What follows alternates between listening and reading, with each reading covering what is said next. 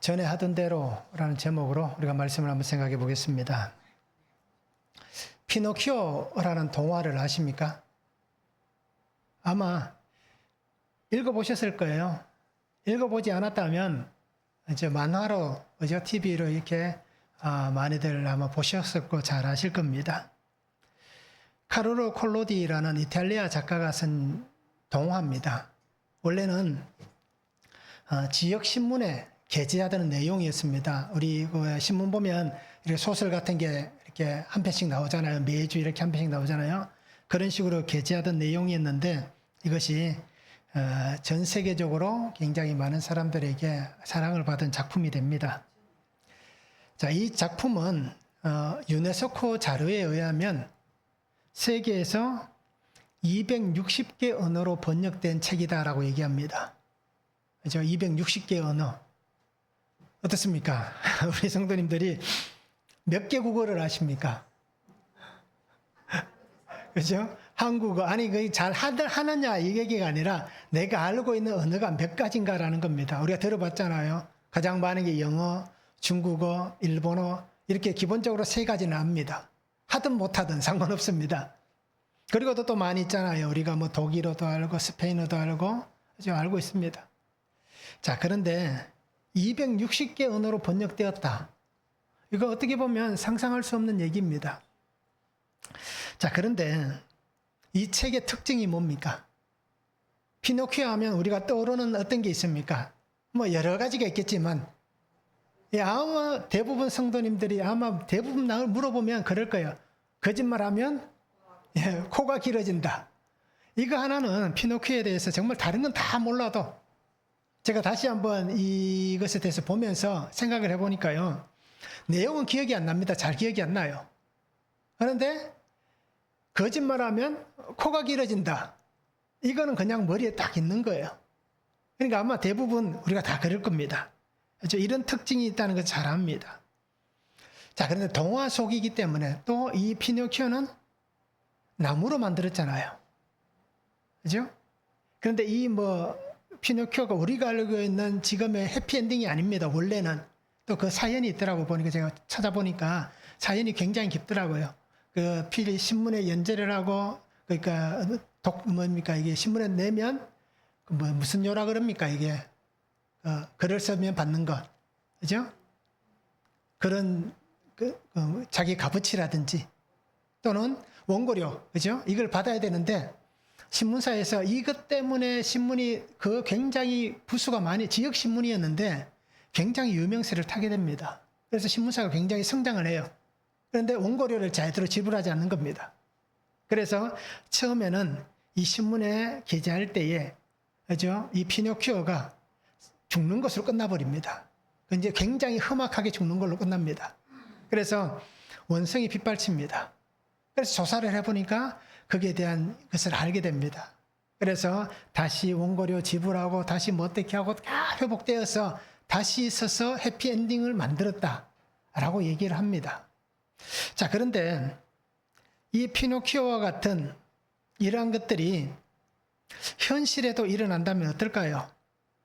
그죠? 우리가 얘기를 하다가 코가 길어진다면, 그죠? 설교를 하고 있는 목사가 설교를 하다가 거짓말을 하게 되면 코가 길어진다.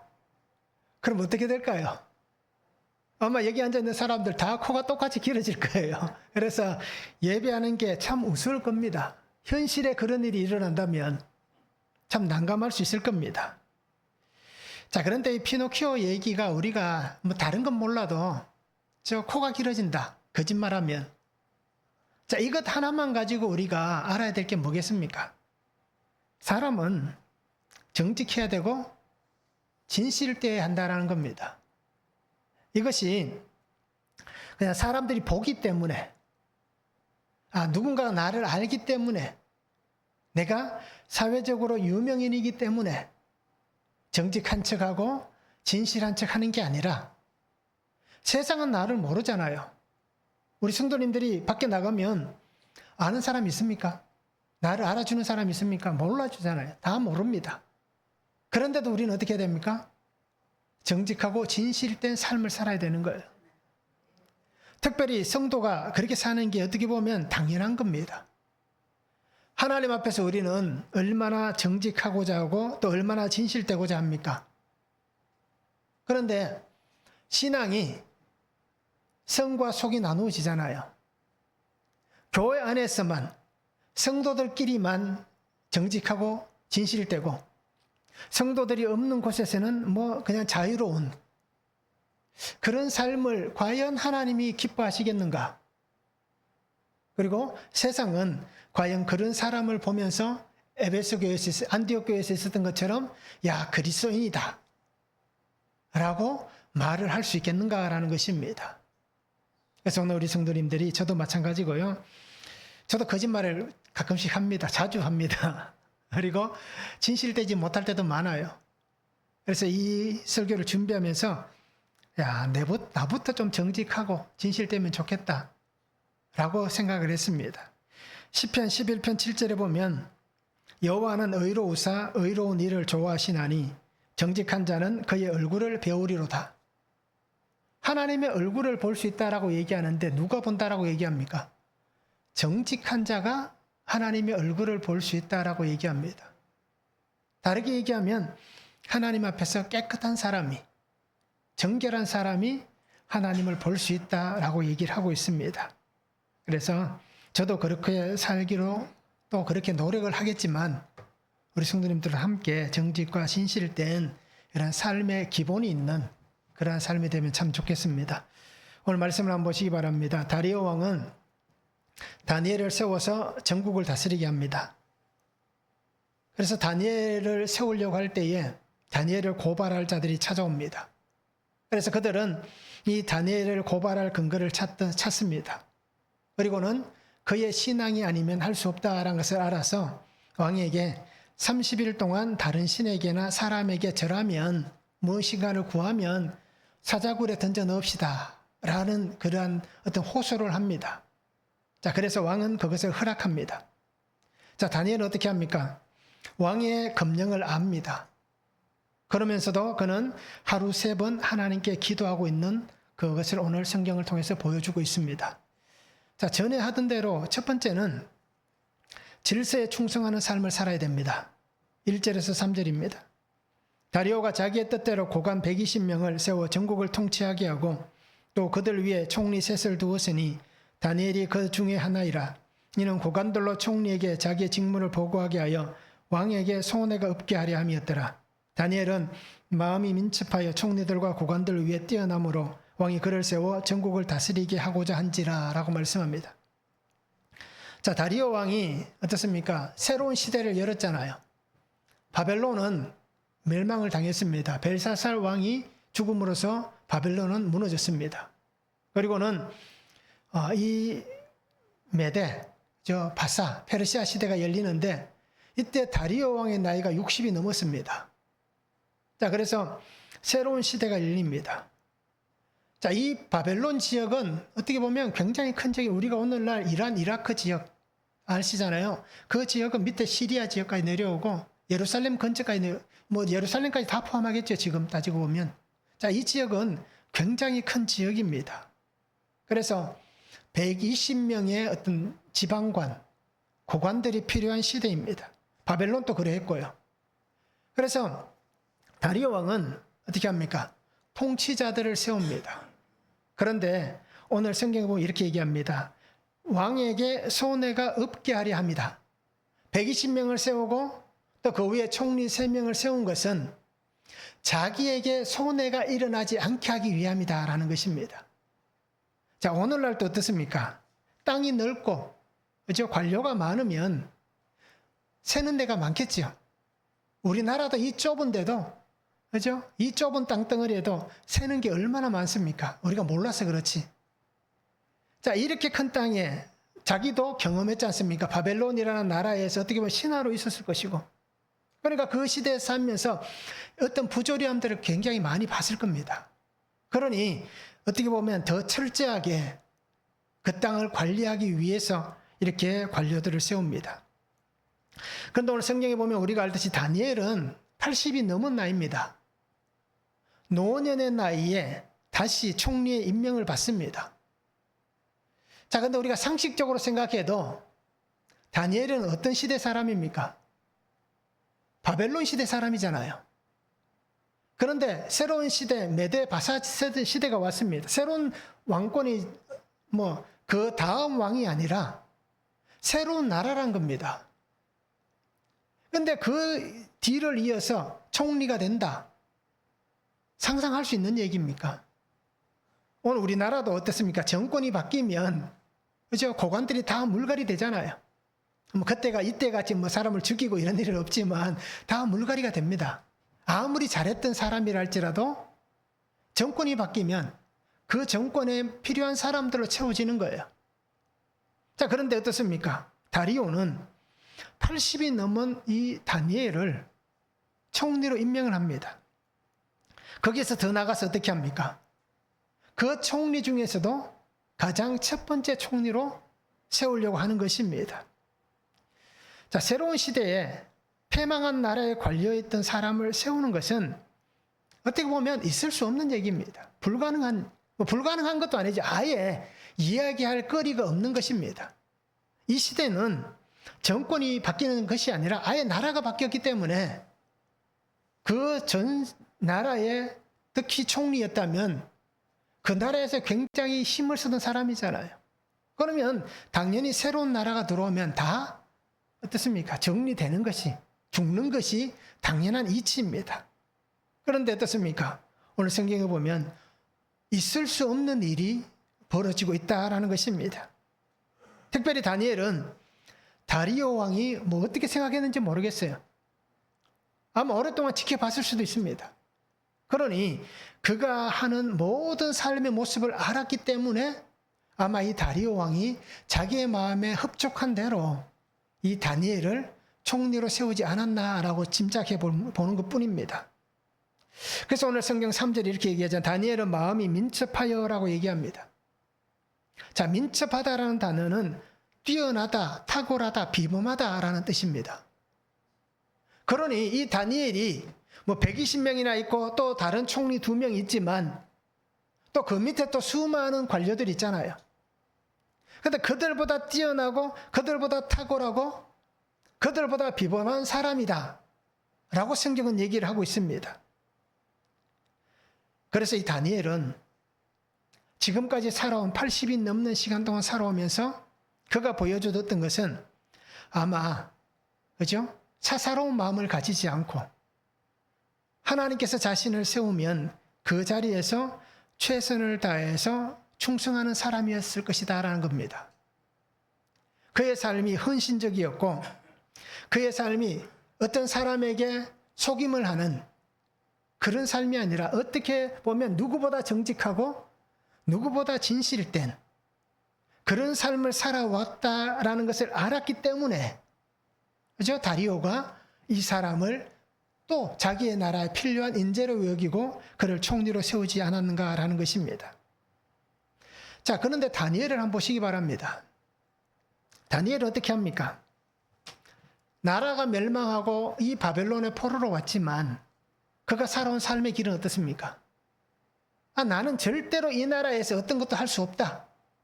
나는 하나님을 믿는 사람이기에 하나님께서 우리나라를 멸망하게 한 이 나라에 나는 충성할 수 없다. 이게 아니라 하나님께서 그를 세웠다면 나는 하나님의 질서에 순종합니다라는 것입니다.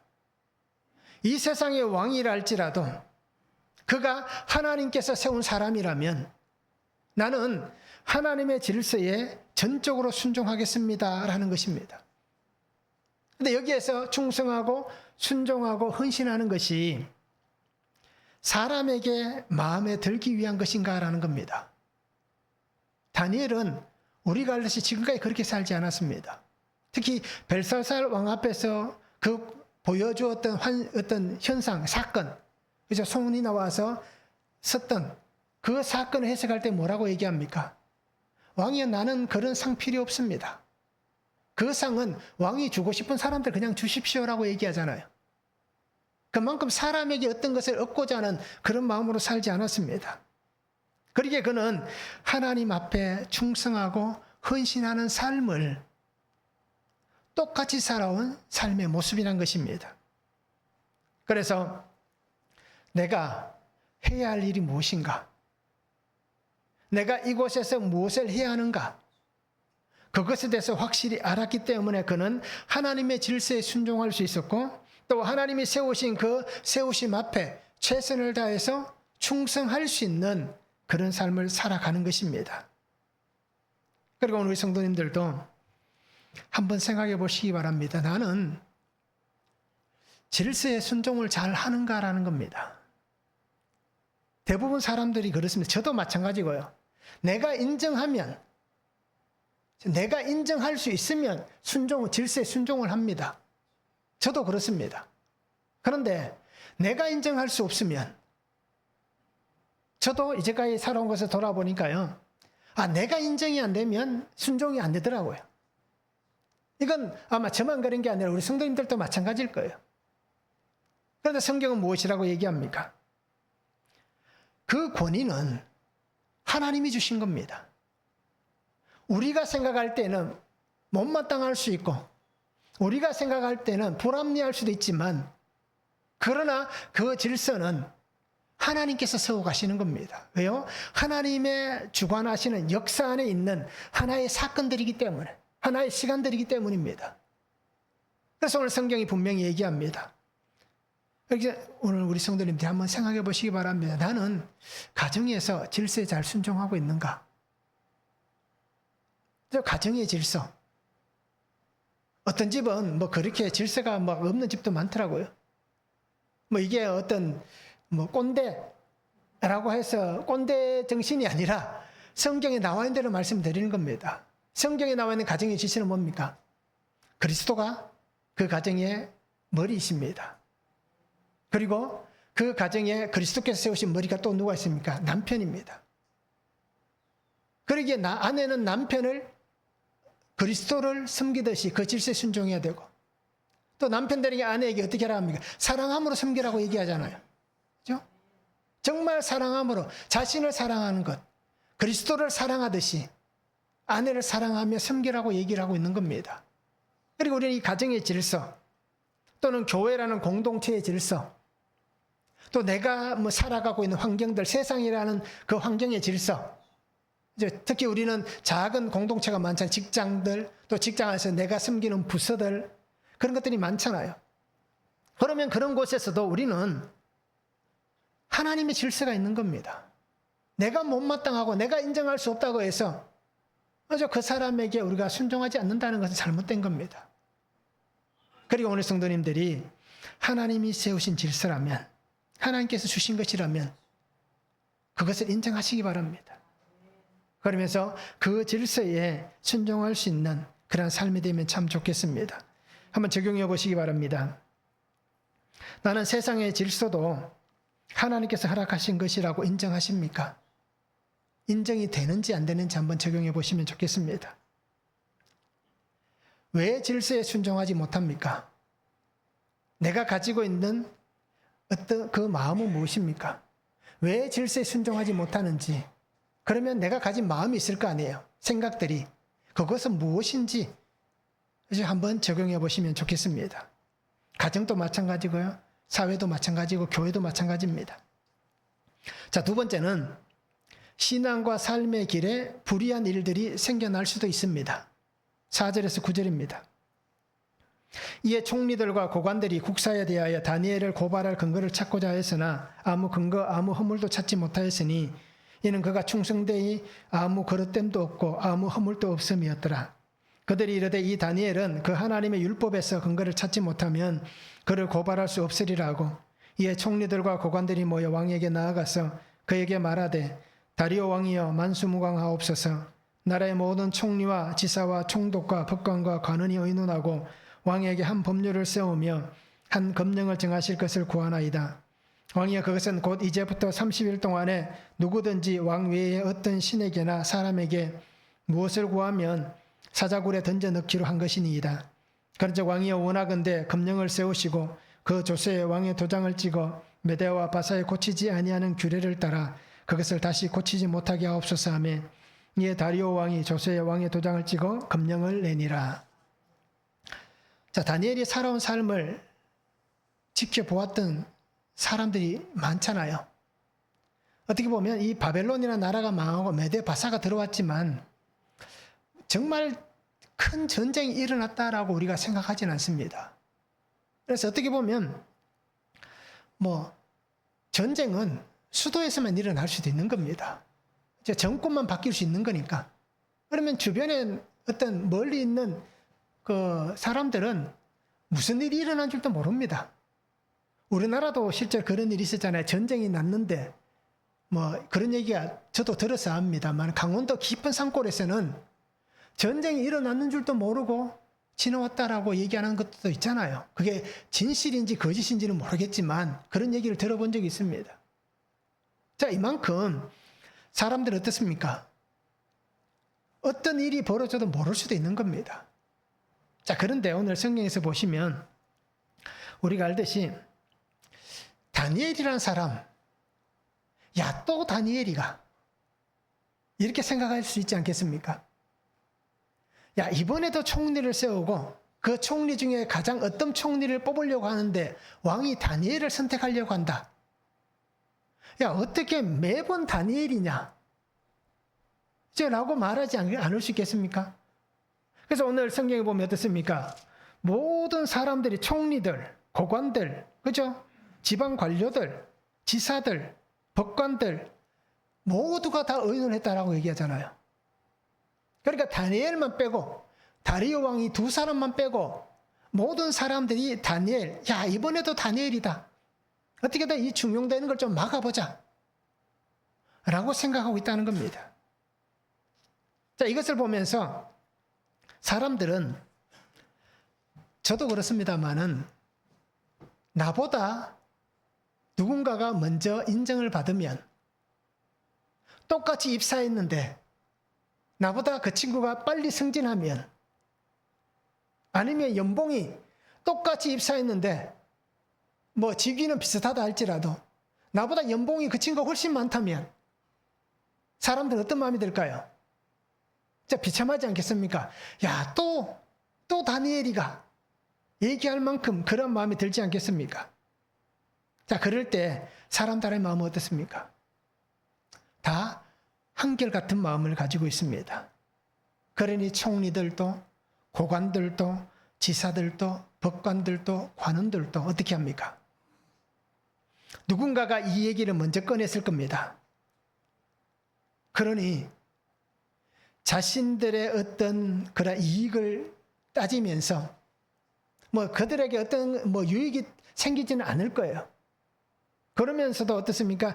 다니엘이라는 사람만 몰아낸다면 그런 마음을 가지고 저들은 결속을 이룹니다. 그 중에 아마 이런 마음이 가장 컸을 거예요. 패망한 나라의 관료였던 사람. 그래서 오늘 성경이 그렇게 얘기하잖아요. 유다에서 포로로 잡혀왔던 사람. 시간이 얼마나 지났습니까? 다리오 왕 때면 어떻습니까? 그 다음에 고레스잖아요. 그러면 결국 패망하고 포로로 잡혀온 지 70년이 다 돼갑니다. 그러면 이 다니엘은 이제는 이방인이 아닐 수도 있잖아요. 70년 가까이 그곳에 살았는데 자식 낳고 손주들 낳고 다 살고 있는데 여전히 유다에서 포로로 잡혀온 사람 이라고 얘기하는 것을 우리가 주의 깊게 한번 보시면 좋겠습니다. 그래서 이들은 그런 사람에게 또 똑같이 우리가 이 자리를 줄 수 없다는 겁니다. 그래서 사람들은 다니엘 흠집 내기를 시작합니다. 그래서 아마 모든 사람들이 다니엘만 보고 있을 거예요. 이 사람이 어떤 뇌물을 받느냐, 아니면 어떤 사람에게 그저 자기 직책을 이용해서 어떤 사람에게 혜택을 주지 않느냐, 여러 가지를 살펴보았을 겁니다. 그런데 어떤 일이 벌어집니까? 다니엘에게서 어떤 흠도 약점도 찾아내지 못하였다라고 얘기합니다. 자, 그러면 다니엘이 완벽한 사람이라서 그럴까요? 다니엘이 정말 철저한 사람이라서 그럴까요? 다니엘도 실수할 수 있잖아요. 이제 오늘날 같으면 그죠? 국무총리가 차를 몰고 가다가 신호 위반할 수 있잖아요. 그죠? 길을 가다가 쓰레기를 버리진 않겠지만 가다가 호주머니에서 뭔가 끄집어내다가 쓰레기가 떨어질 수 있잖아요. 그러면 지켜보고 있던 사람들이 기가 막히게 휴대폰으로 촬영을 해서 야, 쓰레기 버리더라. 야, 신호 위반하더라. 난리 안 치겠습니까? 자, 그 다니엘도 마찬가지입니다. 그렇게 지켜보는데 어떤 흠도 약점도 찾아내지 못했습니다. 그가 완벽하기 때문에, 그가 철저한 사람이기 때문에 그렇지 않다는 겁니다. 그의 직무에서 태만하거나 소홀한 것도 찾지 못했습니다. 그의 삶에서 조금도 부정한 것을 찾아내지 못했습니다. 이것은 사람이 완벽하기 때문이 아니라 다니엘에게 하나님께서 함께 계시기 때문입니다. 그래서 다니엘은 어떻게 보면 신앙적으로 하나님 앞에서 어떻게 보면 정직하고 진실된 삶을 사니 그의 사생활, 그의 삶에 있어서도 불의함이 없는 정결한 모습을 보여주고 있다는 것입니다. 그래서 오늘 우리의 삶, 성도의 삶은 이 다니엘과 같은 삶을 살아야 됩니다. 우리는 그렇게 생각할 수 있는 거예요. 하나님 앞에서 신앙만 좋으면 되지 라고 생각할 때가 있습니다. 그러나 중요한 것은 신앙은 당연히 좋아야 되지만 그의 사생활도 좋아야 되는 겁니다. 믿음만 좋으면 안 되는 겁니다. 믿음이 좋은데 그의 삶이 개차반이라면 과연 그 사람의 믿음이 온전하다라고 얘기할 수 있습니까? 우리는 성경에서 분명히 알잖아요. 예수 그리스도를 믿고 예수 그리스도가 그 안에 들어가 있는 사람, 새 사람이 된 사람은 그의 삶이 변화되는 것을 분명히 성경을 통해서 알고 있습니다. 우리의 믿음의 선배들이 다 그렇게 살아갔다는 것 잘 알고 있습니다. 그런데 나는 믿음으로 살고 하나님 앞에서 정말 신실한 사람이라고 얘기하면서 나의 삶이 지 마음대로 살고 있다면 과연 그 사람을 향해서 정말 하나님 앞에서 세상에서 정결한 사람이다, 온전한 신앙인이다 라고 얘기할 수 있겠는가라는 것입니다. 신앙만 좋아서는 안 됩니다. 그의 삶도 분명히 달라져야 하는 것입니다. 디모데전서 4장 12절에 이렇게 말씀합니다. 누구든지 내 연수함을 업신여기지 못하게 하고 오직 말과 행실과 사랑과 믿음과 정절에 있어서 믿는 자에게 본이 되어라고 얘기합니다. 그죠? 디모데에게 바울이 얘기하는 거예요. 내 연수함. 이때 디모데의 나이가 10대, 20대가 아닙니다. 그런데 연수함이라고 얘기하는 거예요. 사람들 앞에서 젊은 내가 어리다고, 그러니까 요즘 따지면 젊지 않은 나이지만, 그죠? 그렇게 어리다고 평가받을지라도 너는 어린아이 같은 그런 말과 행실이 아니라 정말 믿음의 사람으로서, 특별히 목회자로서, 그죠? 교회의 본이 되라, 세상의 본이 되라 라고 얘기를 하고 있는 것입니다. 하나님 앞에서 정직하다면 세상에서도 정직해야 됩니다. 신앙과 삶의 모습이 바른 신앙이라면 신앙과 삶이 윤리와 도덕에 있어서도 바른 윤리와 바른 도덕의 삶을 살아가야 하는 것이 성도의 어떻게 보면 기본인 것입니다. 그러니까 오늘 우리는 하나님 앞에서 이렇게 살아갈 수 있는 성도가 되면 좋겠습니다. 자, 다니엘에게서 흠을 찾고자 했던 사람들 어떻게 합니까? 그를 고발하기 위해서 이 사람에게는 그가 하나님을 섬기는 사람이니 그의 율법 외에는 하나님을 믿는 그 율법에서만 찾을 수 있다 라고 그들이 깨닫게 된 거예요. 그래서 어떻게 합니까? 30일 동안 누구도 왕 외에는 신이나 사람에게 기도하거나 도움을 구하거나 해서는 안 된다. 만약에 그렇게 하는 사람이 있다면 사자굴에 던져 넣자 라고 그들이 결론을 내립니다. 그리고는 왕에게 어떻습니까? 이것을 요청합니다. 그래서 왕은 모든 관료들이 나와서 얘기를 하니, 그죠? 아마 이게 자기에게 도움이 되겠다 생각한 거예요. 그러니 왕이 그 얘기를 듣고 자기의 도장을 찍어주잖아요. 인준을 해주는 겁니다. 자, 이렇듯 세상은 자신들의 욕구 충족을 위해서 모든 방법을 다 동원합니다.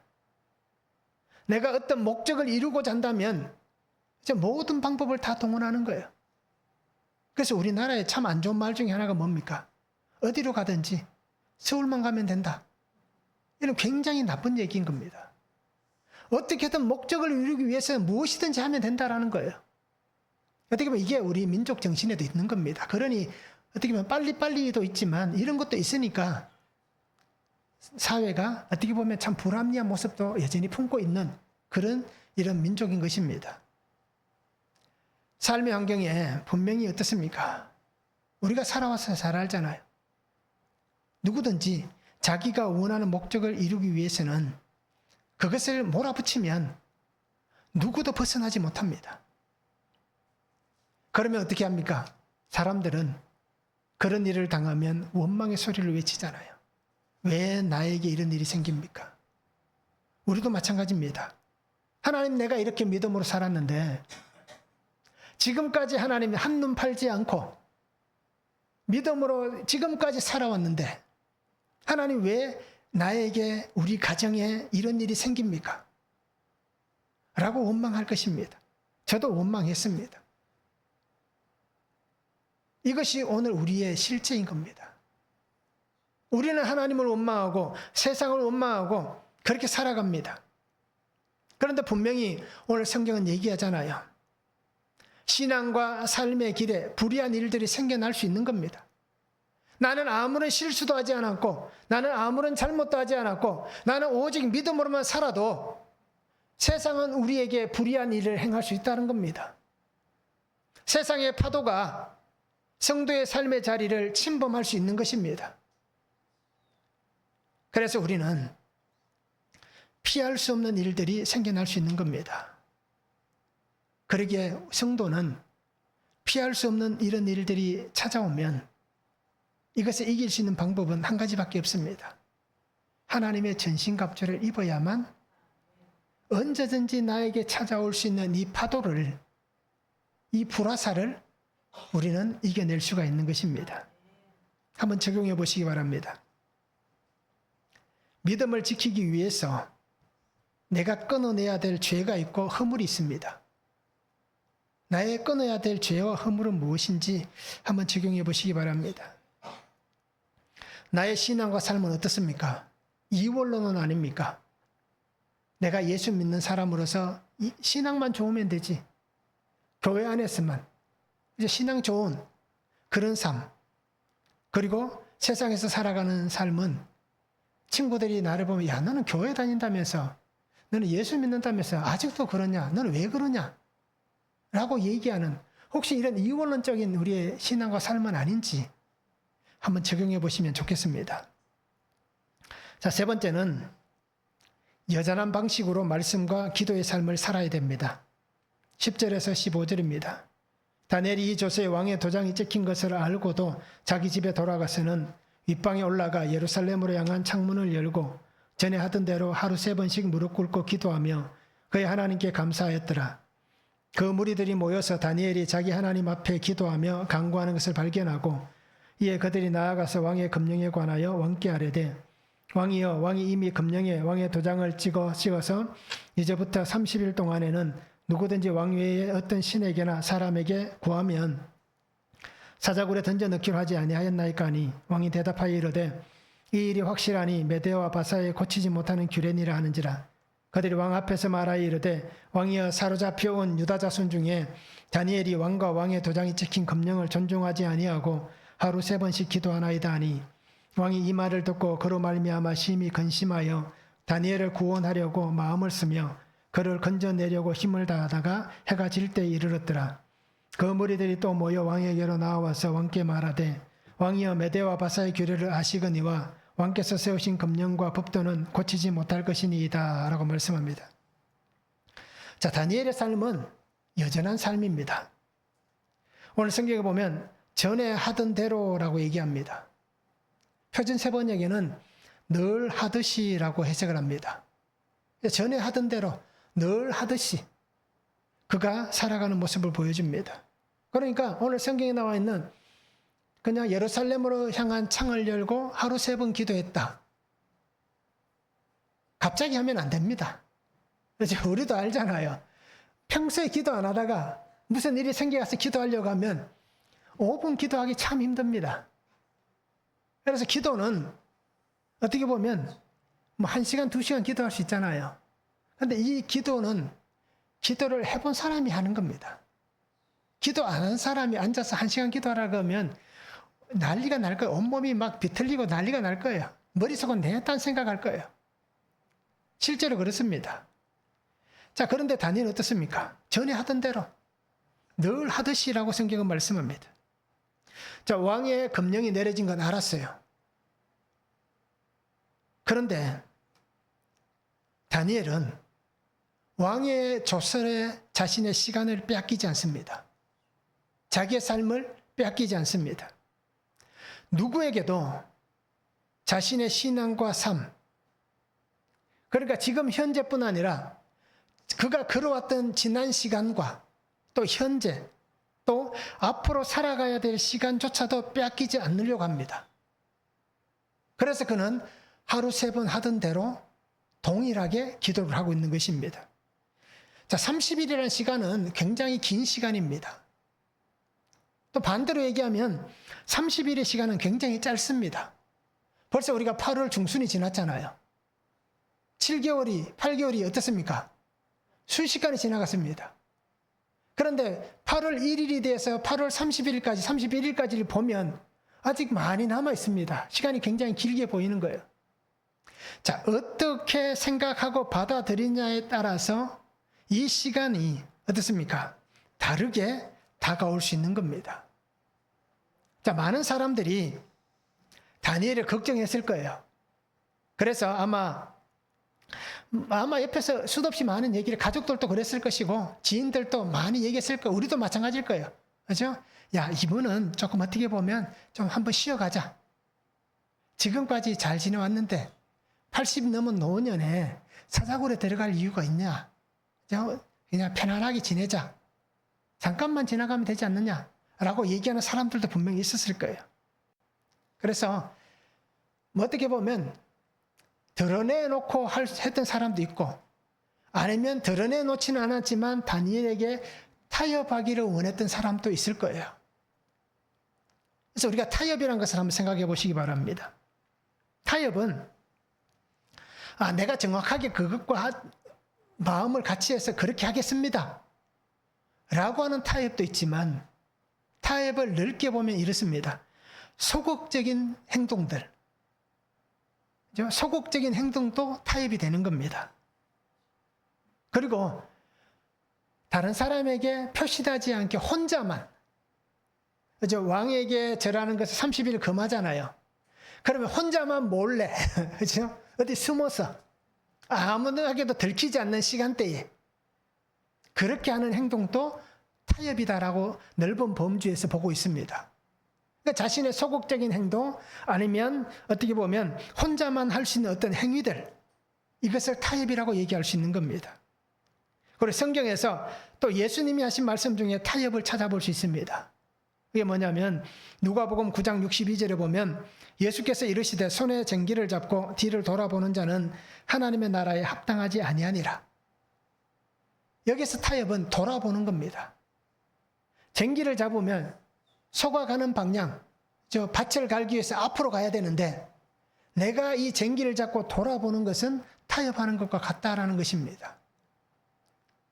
자, 사자굴이 기다리고 있습니다. 이 사자굴에 들어가면 죽습니다. 그런데 우리가 알듯이 이 시대는 다니엘 혼자 죽으면 괜찮을 거예요. 가족이 다 죽어야 돼요. 우리가 뒤에 보면 알잖아요. 6장 뒷부분에 보면 그를 비방했던 사람들, 그를 참수했던 사람들 어떻게 됩니까? 그 가족들까지 다 죽잖아요.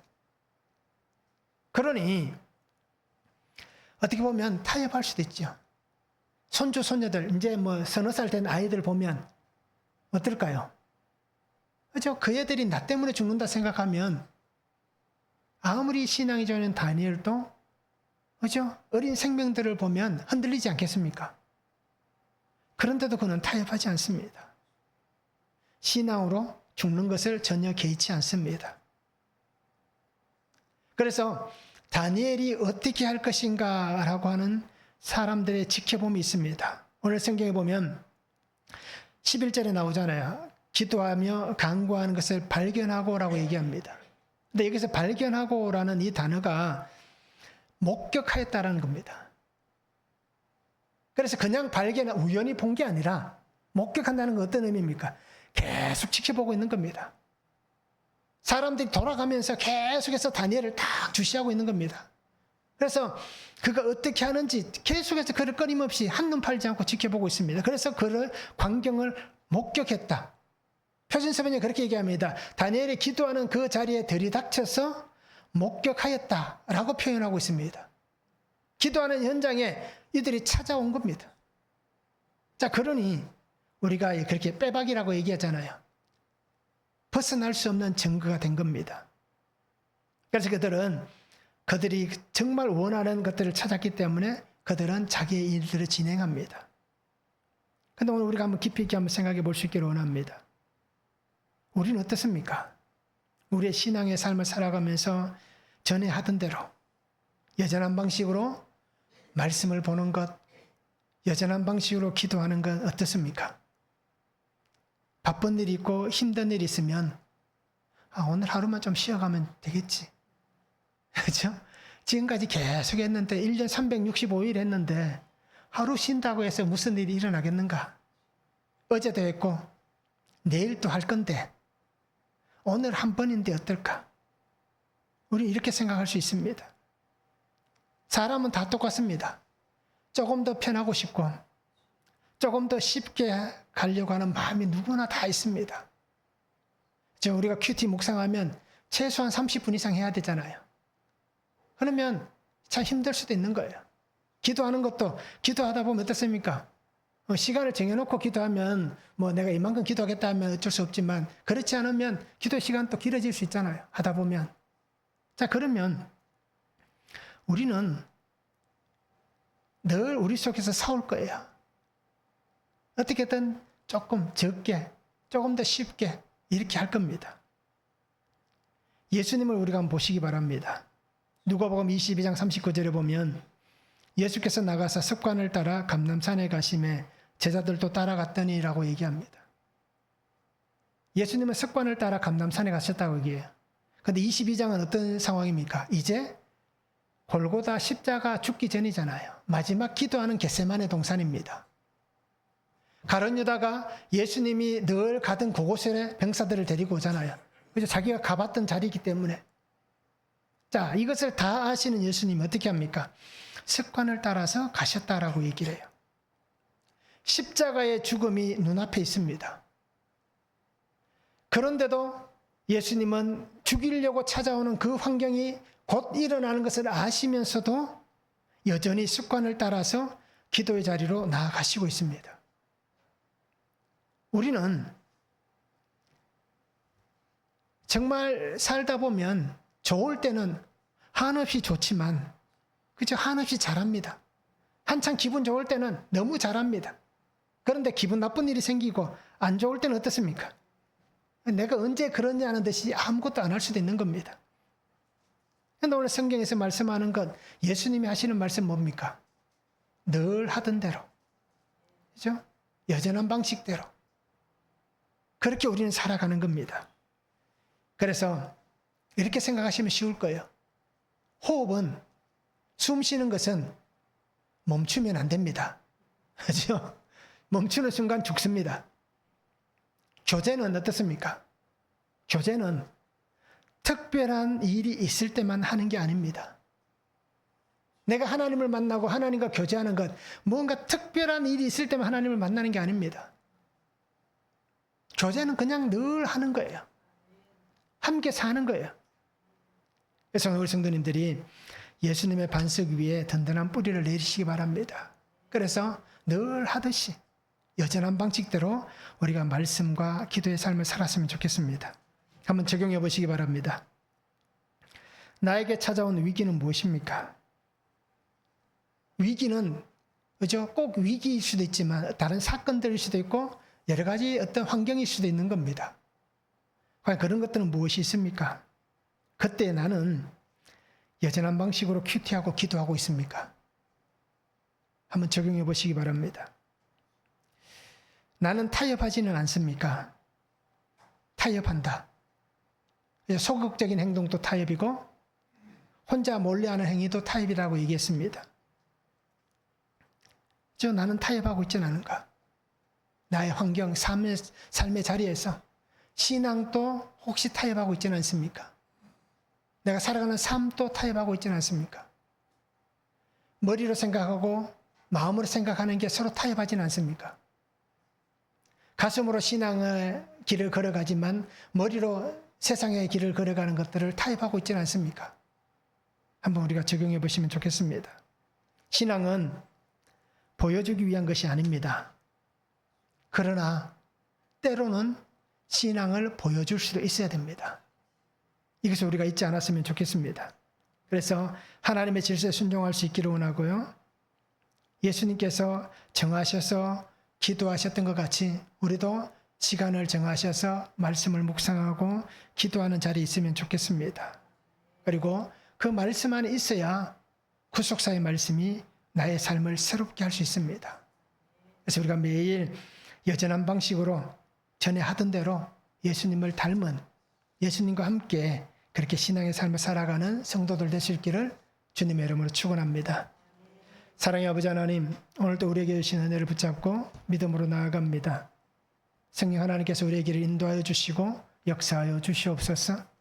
그래서 날마다 전에 하던 대로 여전한 방식으로 늘 하듯이 그렇게 믿음의 자리에서 주만 바라보고 주만 의지하고 그 믿음으로 살아가는 귀한 성도들 되도록 은혜로 역사하여 주시옵소서.